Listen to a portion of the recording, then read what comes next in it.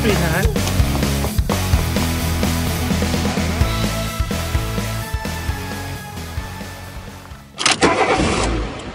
Anthony here, specialtymotorcars.net. I got a little different of a video to bring you this week, folks. I mentioned a couple videos ago that I was going to do an ownership recap on one of my own personal cars.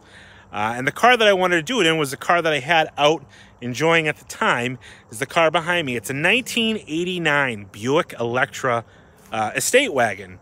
This shared the name with the LeSabre wagon back in the 80s, but in 89 they were called an Electra wagon. Now I've had this car for 3 years. This was my 30th birthday gift to myself. It wasn't a surprise, but I did buy this car 3 years ago for my 30th birthday because I've always wanted one of these cars to relive some memories that I had as a child. And the thing that I like about what I do is a lot of the cars that I sell are emotion bought cars. And what that is people buy cars to relive memories, to relive, you know, a time in their life that they want to go back to, and this is that car for me. You know, I have some beautiful Cadillacs. I have some really nice cars in my collection that are what some people would call, you know, better quality collector cars than this car. But this car is a survivor, and it's a survivor in a lot of ways, and it means a lot to me. And I'm going to tell you that in the video here, and hopefully if you have a car like that in your life, you'll let me know in the comments. I'd love to hear what cars kind of classifies as that childhood memory car to you. Let me know in the comments, and let's take a look at this Buick Electra. So this here is my 1989 Buick Electra wagon. Now, I'll get to the point of the story in a minute. This car is, you know, just when I say survivor, when you use the term survivor, there's a few different ways of when you can use that term. A car that's survived time and condition, you know, but there's a lot of cars that are born to be survivors. You know, a Chevy Corvette is born to be a survivor. You know, any kind of special interest cars are usually born to be survivors. This car is a survivor in that condition category, but it's also a survivor because it's a station wagon from the 80s that was built for a purpose. And cars that were built for purposes, like trucks and vans and station wagons back in the day, they were built for a purpose, and the purpose wasn't to survive. And it wasn't to be a collector's item someday. And I don't want to say that this car is a collector's item, but it's definitely appreciating in value and, you know, demand, because you just don't see these cars anymore. You know, there's tons of 80s IROC Camaros around. And a lot of them are in nice shape. Obviously, some of them are clapped out. They got in the wrong hands. You know, they got passed down to a kid who was in high school. These cars aren't. Just like you see your square body Chevys or your old body style Ford trucks becoming collector's items. And it's hard to say that, you know, a 1988 Chevy truck is a collector's item, you know, or a 96 Ford Bronco as a collector's item.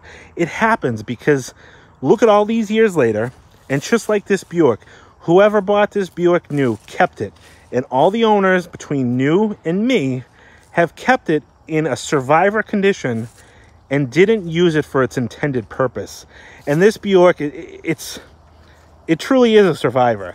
It's a 1989 Electra wagon. That first owner bought it was a little old lady in Colorado. She had this car for quite some time, and a lot of the accessories that are on this car came from her ownership. The second owner is who I acquired the car from. I actually acquired it from his widow, unfortunately, but he was a collector who had weird, quirky cars. This was one of them, and I bought this car 3 years ago. I think I want to say I paid maybe $6,500. And at the time, 3 years ago, before, you know, the car market really exploded, that wasn't a gift or a deal. But at the same time, you know, it wasn't top dollar either. I felt like I got a very fair deal. But the reason why I got the best deal is because of the condition. It's a solid, rust-free example. Yeah, it shows a little bit of wear and tear, a little bit of patina here and there. But it's a really clean survivor example that wasn't used, abused, and thrown away like a lot of these were. So the little old lady that had this car, you can see had the windows tinted. Now, normally I don't like window tint. I usually rip that stuff off. but it's starting to turn purple. It's that old school window tint. And I really know and kind of can see that the window tint is what kept the inside of this car as clean as it is, because there's a lot of common wear spots on these cars. But the car still has all its original fillers. Rear ones are starting to show a little bit of wear and tear and age, you know, but these cool old school mud flaps, very 1980s, you know, that was on the car when he acquired it, you know, but the slight tint on the windows, the chrome wheels, the mud flaps. She didn't put the portholes on. The guy that I got the car put the portholes on. Not really a big fan of those, but they're there. This is kind of cool. I'll show you what this does. A lot of you might know what that is, but I'm going to show you what it does in just a minute here after I bring you around the car. You can see the car is in a really nice shape. It's a real nice original Survivor, but it's not 100% perfect. It's got a couple scuffs on the rub strips on the bumpers. I should actually kind of trim some of that off. She's got some stone chips on the front here. Very, very minor stuff. You know, the great thing about this car for me is I bought it to enjoy it. I put my daughter in her car seat in the back. I take my wife. We go on vacation with this car. We go apple picking with this car. If I had, you know, a 15,000 mile example, I wouldn't want to put my daughter in a car seat in the back of this. It's still hard for me to actually do because this is a leathered interior car. And you can see here how beautiful the interior is on this car.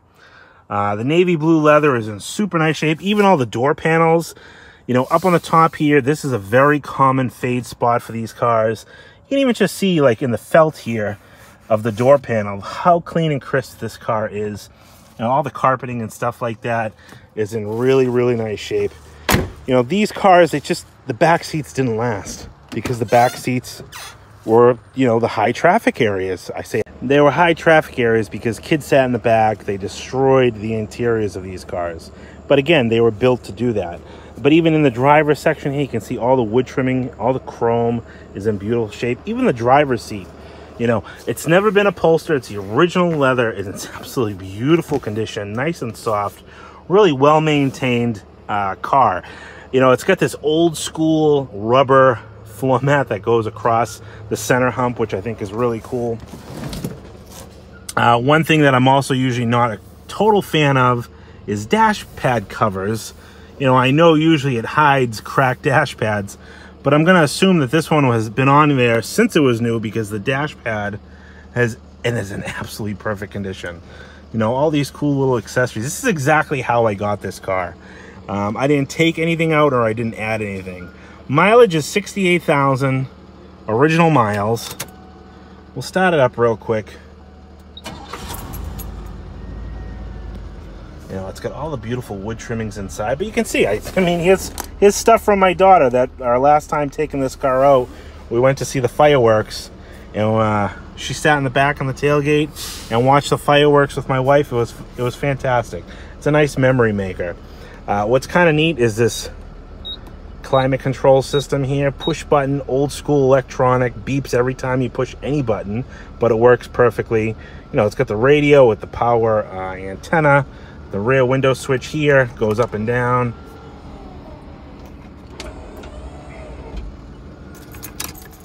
You know, it's a real nice example. So one of the reasons why I bought this car is to enjoy with my family. At 30, I was becoming a new father. I had a daughter who we just adopted, and I joked with my wife that I was going to buy station wagons because that was going to be our new family mode of transportation. Now, obviously, I wouldn't make my wife drive something like this, but when we went to adopt my daughter, I had bought specifically for the purpose of going to pick her up wherever she was going to be. I bought my 96 Roadmaster. Shortly after that, I bought this car. And I'm going to show you my Roadmaster in another video. I'm going to have a side-by-side comparison at some point of the two cars, what I like about one, don't like about the other, etc. But this car was to kind of start my family, you know, down the path of what I remember as my youth. And when I was born, my mother had a 1984 Pontiac Parisian wagon, later known as a safari wagon, but a big square body Chevy like this, white with the wood trim. And I just remember growing up, sitting in that third row seat.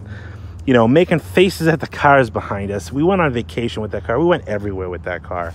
And that car stuck in my childhood memory log of cool cars that I thought my parents had. Olds powered 307. You know, a tidy engine bay, not perfect.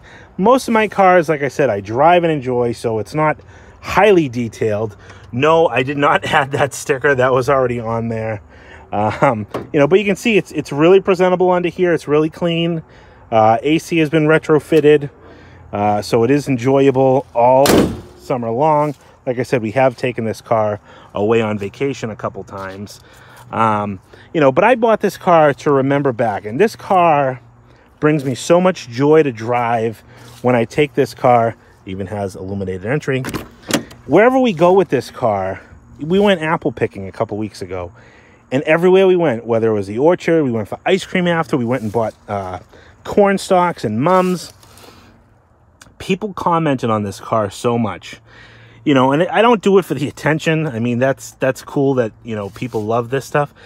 But I've since realized that out of all my cars that I have, this car is the car that gets the most amount of attention, which a lot of people might not understand.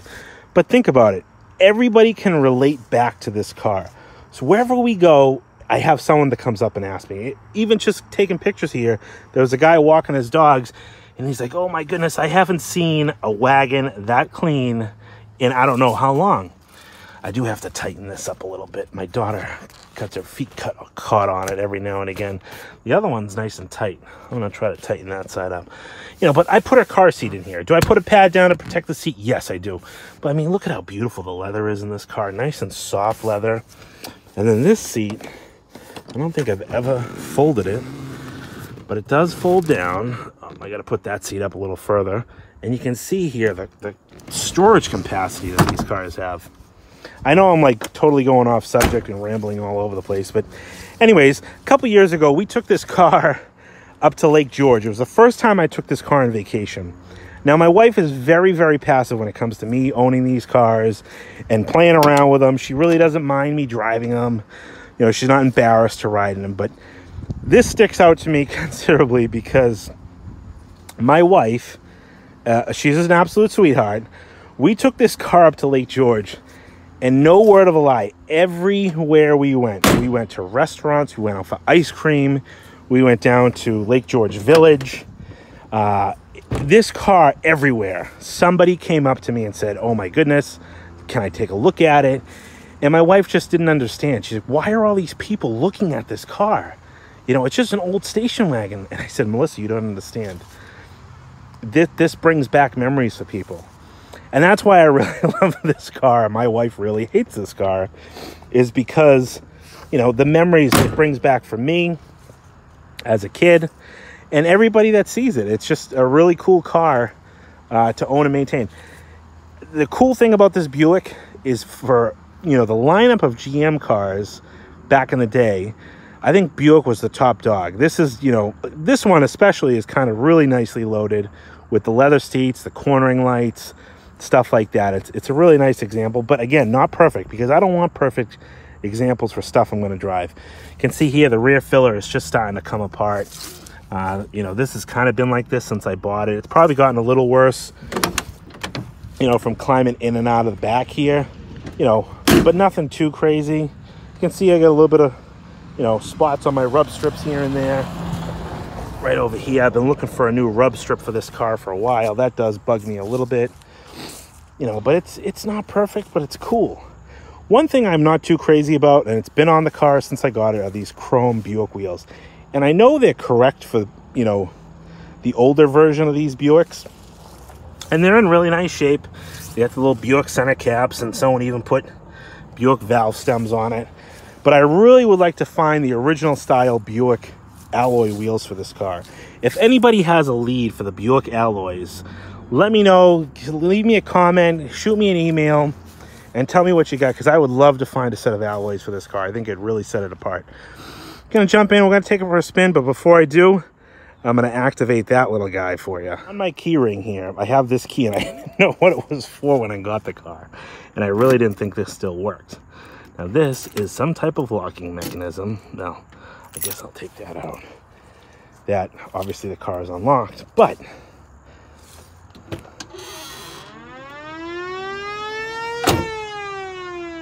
I don't want to go too loud, freak the people out at the park here, but it's got this little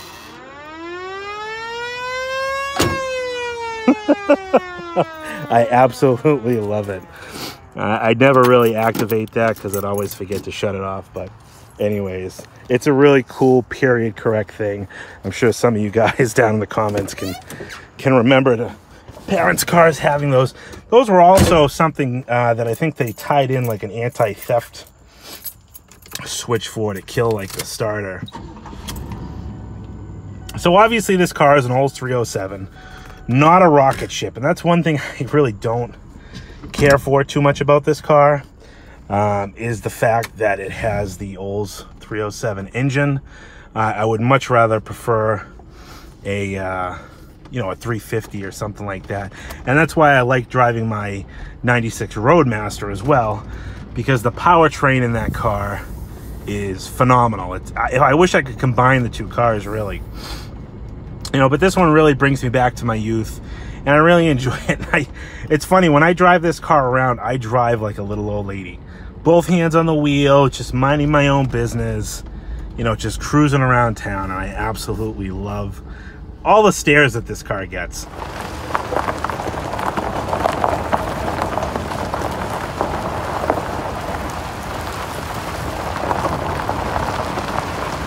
I'm gonna put this car away for winter storage. This is gonna be the last toy that I take out this year, which really kind of drives me insane because, you know, I have all these cars and I don't drive them.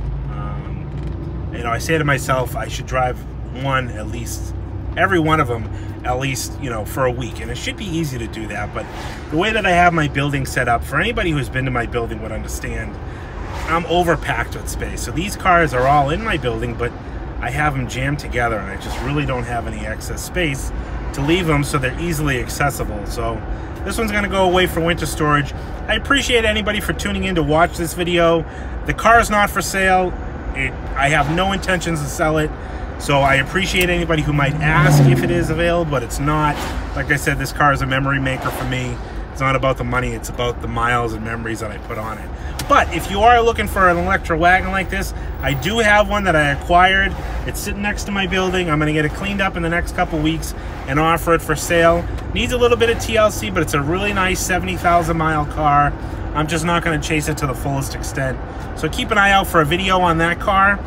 In the meantime, let me know down in the comments what you think about this car in general, and what you think about, you know, what I said when I referenced this car to my childhood.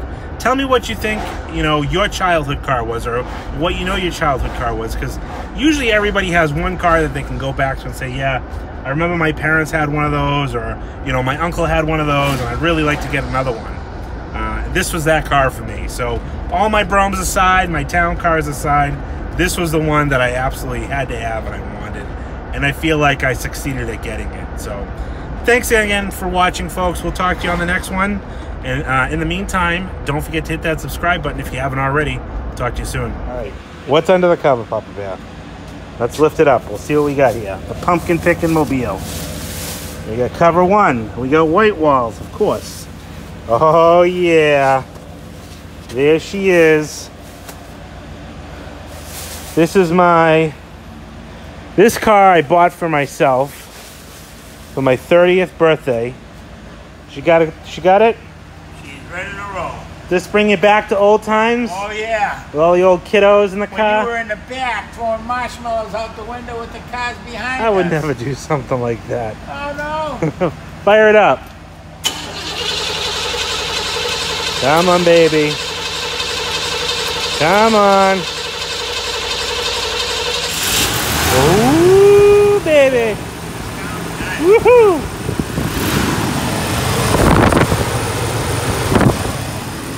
That might be a little bit of an exaggeration on the horsepower count. Oh no, that says 200. I thought it said 300.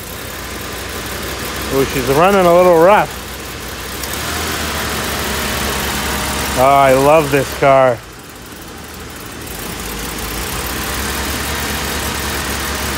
Sitting right next to it is her younger sister. We'll take her out another time.